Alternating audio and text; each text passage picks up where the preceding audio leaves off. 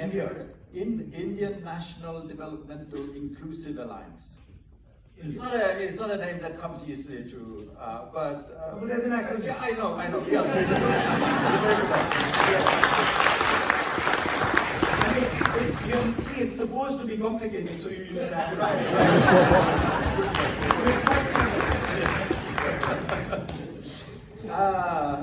But of course, then the Prime Minister went ahead and changed the name of the country. Yeah. I don't think there's been any other political formation who by choosing their name has made the incumbent change the name of the country.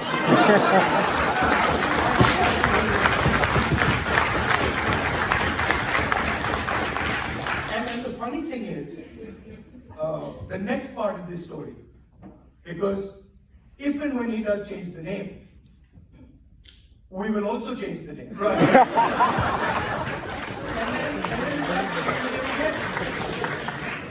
Right? So there's no reason we can't fit those ideas into the acronym. But it tells you a little bit about the panic in the mind of the BJP and the RSS. You said, they're so strong and they're so powerful and they're so big. I deal with them, I fight with them. They're actually not that powerful. They're not actually that strong. They have all the resources. They have capture of the Indian state. But the moment the large mass of Indian people start to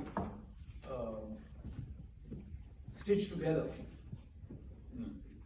you will not find the BJP and the RSS will be able to contest that.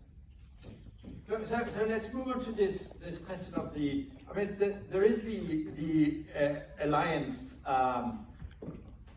with very many partners. I can't remember exactly the figure, the number of political parties in it. Some of them are quite large and it's also growing. It's also growing, right. But you run into all sorts of problems, don't you? Because it's a lot of these partners are also rivals, such as West Bengal. You have what? You have Congress, you have Trinamool, you have CPIM, you have CPI. They're all sort of fighting one another, and then you're asking them to sort of, or the activists, to change their minds and start collaborating with people they previously fought against. So this must be a bit of a challenge, isn't it, to keep this alliance going and to make it into an alternative? If you ask the Indian students here, they'll tell you that Indian people know how to deal with complexity. you guys have first course, second course, dessert. Yes. We have a thali with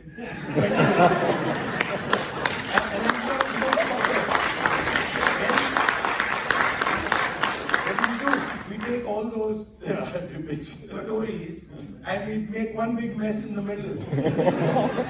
And then we eat, right? Right. So we understand complexity. And the thing to do when you're dealing with large complexity is to make one or two simple rules that can manage that complexity. So what are the rules? The first rule is that every single person on that alliance, regardless of which party, is agreed that we are not going to tolerate the murder of Indian democracy. We're not going to accept it. Second, every single person over there is of the view, that we are not going to let the RSS capture our institutional framework. So that's the first point of agreement. Second point of agreement is everybody there agrees that the level of inequality that is being generated in India is not acceptable. That 2 or 3 business houses control the entire infrastructure. The agencies are used to help them knock out other business people. That 200+ million people have gone into poverty over the last 9 years.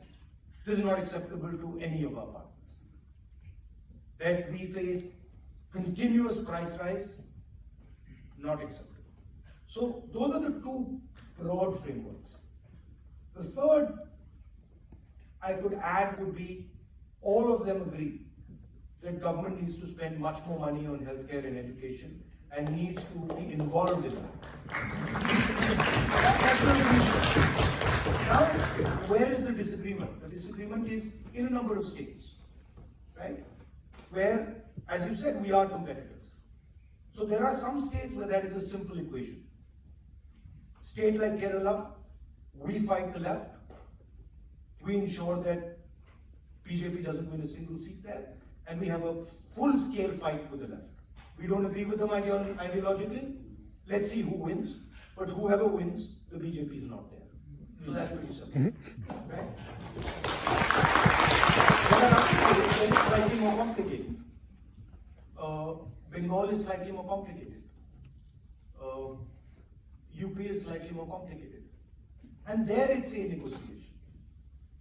It's pretty clear in Bengal that it would be beneficial for everybody to stand together against the BJP. Can we achieve that? Probably. What would it look like? I can't tell you right now. So, you see how in India we take the massive amount of complexity, like all those katoris, we put them together and then we can eat.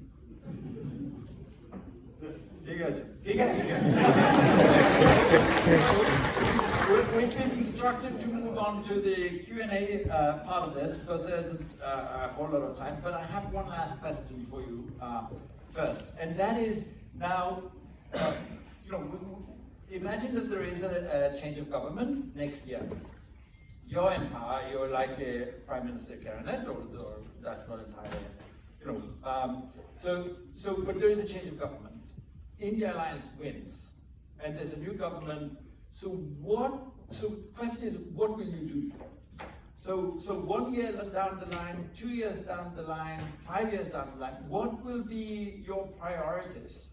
What is it that BJP has done that you will keep? What will you try to reform? What are sort of your list of priorities here? And what is your vision for India? On the leadership front, I forgot to mention, what we've agreed in the alliance is that we are not going to talk about leadership until we won the election. Right? After we won the election, we can have that discussion. But having that discussion before we win the election only helps the BJP and creates confusion. So that's something that is also being taken, clear. What will we do? What will the alliance do when we come to power? Number one, we will reclaim the democratic tradition in India. And we will go back to institutions that are neutral. We will go back to institutions that do not belong to a particular party or a particular ideology, but we'll go back to institutions that belong to the people of India. How do you do that? We do that by making sure that they are not pressurized, that people who run these institutions are not threatened, that they're not attacked, and that they're allowed to do their job. Right.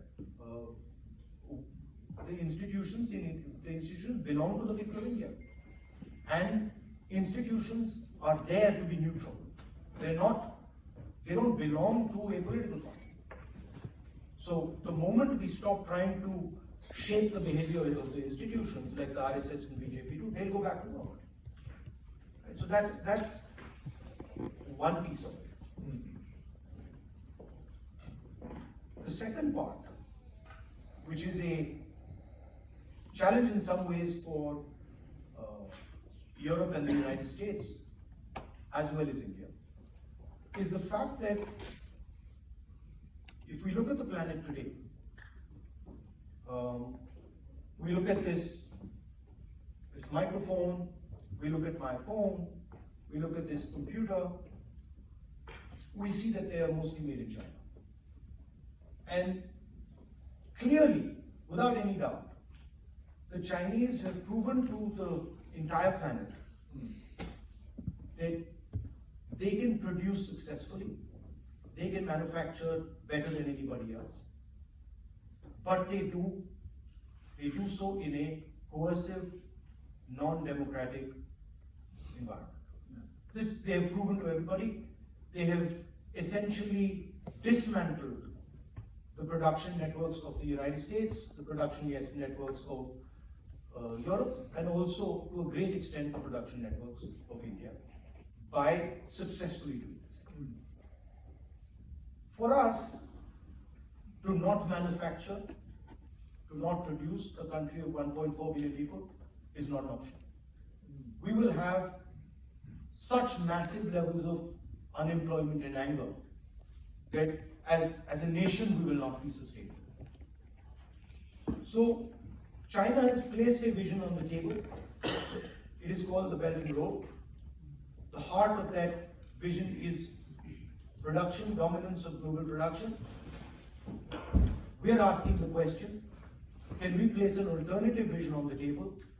A vision where India, the United States, Europe work together to produce, not in a coercive environment, not in an environment where you do not give political freedom to your people, but in an environment where you give political freedom, economic freedom, social freedom to your people.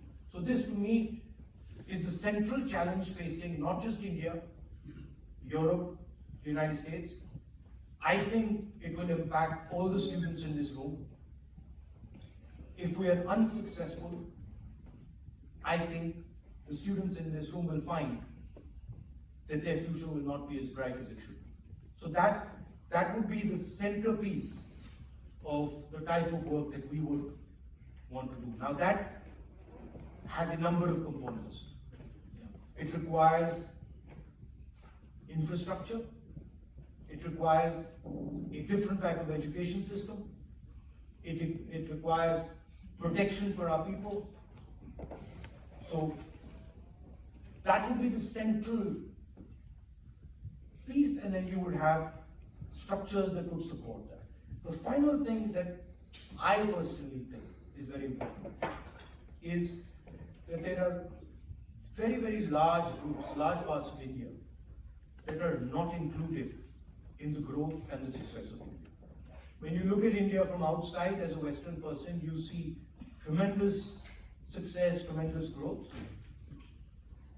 But when you look at it from inside India, you see that people from lower caste communities, people from tribal communities, people from minority communities, or people from Dalit communities are not part of that. They're simply excluded from that world. And that is something that India will never ever be successful without solving. So much greater inclusion. Inclusion not only in terms of economic growth, in terms of wealth, but in terms of social respect, in terms of protection. So that would be overall how we would think about it. What would we keep that the BJP has done? What would we not differ with them on? Probably some of the work that they've done in infrastructure.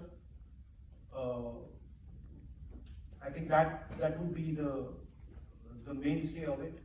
We do not agree with what they've done to the education system. They have tried to erase history, so I cannot say that we agree with them on that. Some of the work they've done in healthcare, probably we would agree with.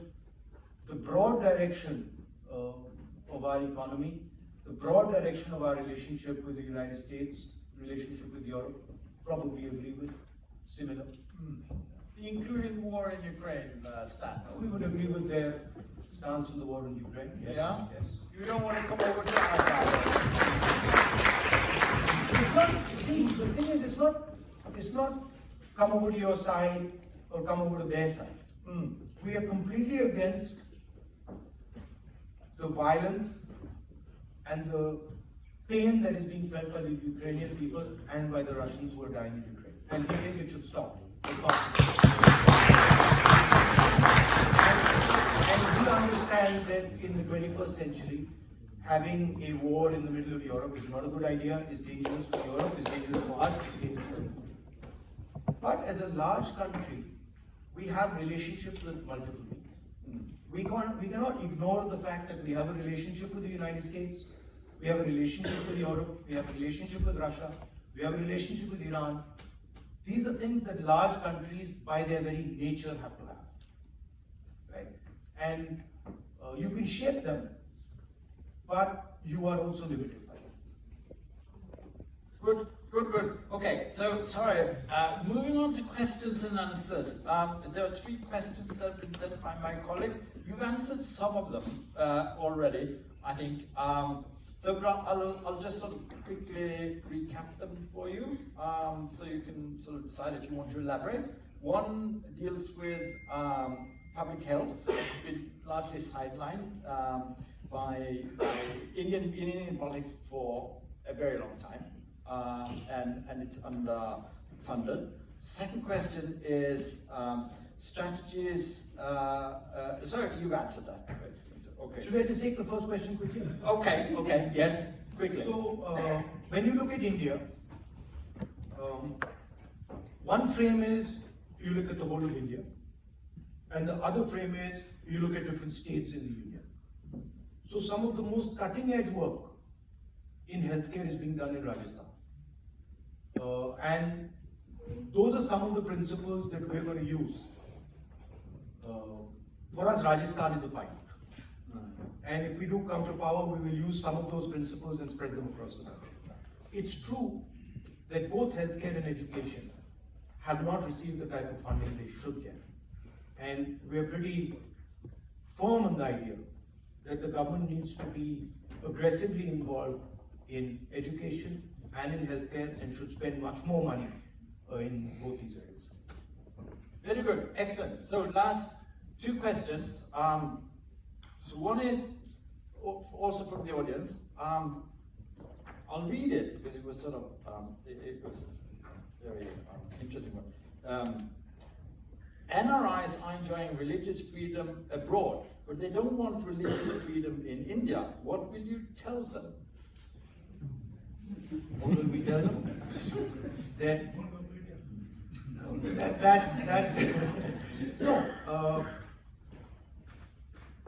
Not allowing religious freedom in India fundamentally weakens India. And if you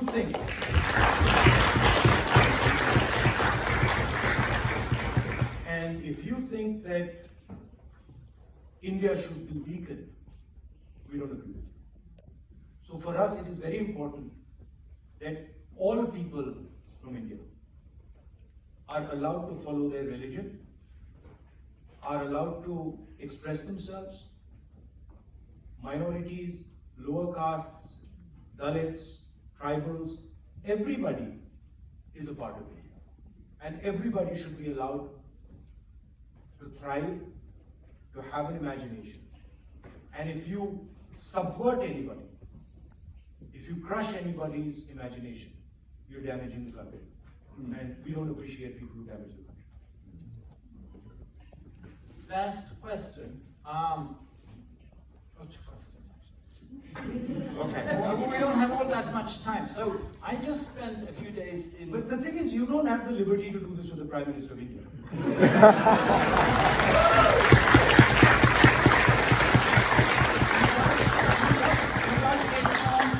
You can't even say one. Okay, but I'll have an interesting question for you, if possible, because I just spent a few days in Sweden, and part of a sort of a TV debate there, the question was raised: is India still a democracy? And there were 3 in the panel. 2 said yes, 1 said no. So it's like, I don't know.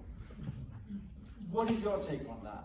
Is India still a democracy, or is it turning into something else? That's one question, and you can mull on that while I ask my second question, which is very short. Why Norway? Why are you spending time with us? This is a tiny little country. It's smaller than Durban district. So I was, there is Uttar Pradesh in India. Hundreds of millions of people. And then there are states like Meghalaya in India. Not many people. But both the voices are equally important. The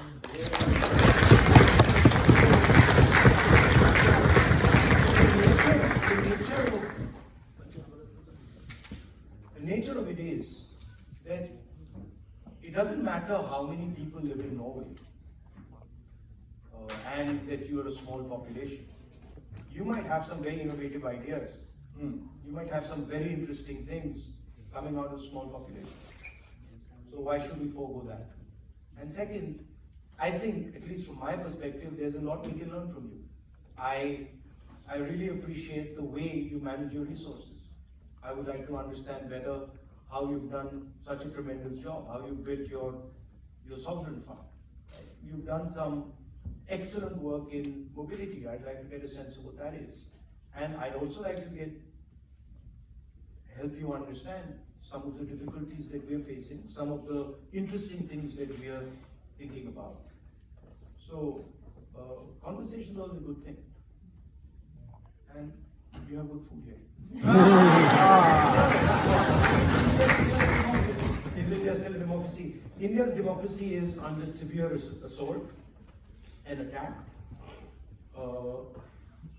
India is also defending its democracy. It's a difficult job, but it's doing so. When that defense stops, if it stops, then I will say India is not a democracy anymore. But there are still many, many people who are contesting the attack on the democratic struggle. So I cannot say the fight is over. I think we're going to win the fight. I view this as a transition. Both India and China have or are trying to manage the largest migration of people from rural areas to urban areas in history. It's the biggest migration ever. Now, so to think that this is going to happen without any turbulence, without any pressure, that's naive, right? So, a lot of these pressures, turbulences, structural problems are coming because of this massive transition that we are going through. And it's expected. What will come out at the end of it? Will we be able to give India a democratic, plural vision? Will we be able to hold the structure together? Will we be able to thrive? That's really the question. We are very clear that India's diversity, the different languages, the different states, different cultures, will simply not absorb what the RSS is trying to place on top. We do not think that India can survive a centralization of power the way the BJP is doing. And that's why we're defending it. And we also understand that India has an important role because of its size, because of its scale internationally. And it has certain responsibilities. Indian democracy, in my view, is a global public good. It doesn't just belong to India. It is something that will affect the entire planet. Imagine if 3 Europes suddenly went autocratic. That's the scale of India. So it's important that we defend it. It's our responsibility. We're doing it. But it's important that the rest of the world knows what's going on back home. We're running out of time. Actually, we're past whatever our time limit was set. So, anyway, thank you so much. It's been a pleasure.